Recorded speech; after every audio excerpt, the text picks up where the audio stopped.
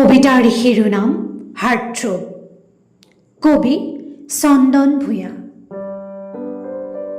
এটা জাতিৰ হাৰ্টথ্ৰব নোহোৱা হ'ল, এটা জাতিৰ উশাহ স্তব্ধ হ'ল, কাকোৱেই খাতিৰ নকৰা বহল মন এটা নোহোৱা হ'ল, জাতিহীন ধৰ্মহীন স্পন্দন এটা হেৰাই গ'ল, এজন দানবীৰ ৰণ্যদাতা নোহোৱা হ'ল।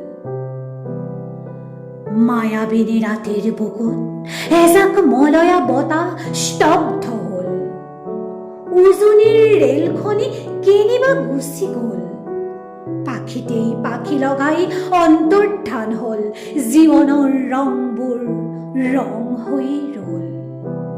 হঠাতেই এটা সাহসী কণ্ঠ হেৰাই গ'ল, ধুমুহাৰ সৈতে নাচি নাচি এটা উশাহ স্তব্ধ হ'ল, মায়াবিনী ৰাতিৰ বুকুত এটা জাতিৰ তৰা হেৰাই গ'ল।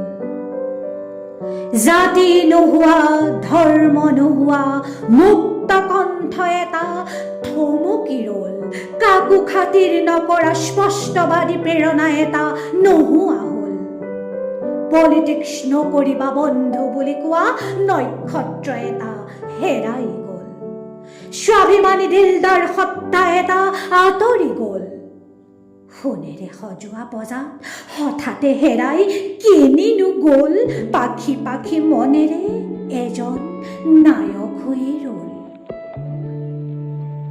নিমিষতে খবৰ এটা বিয়পি গ'ল, সুৰীয়া কণ্ঠ এটা নোহোৱা হ'ল, এটা যুগৰ ধাৰা থমকি ৰ'ল, ৰাইজৰ স্বাৰ্থত যেন কৰিম বোলা কণ্ঠ এটা হেৰাই গ'ল।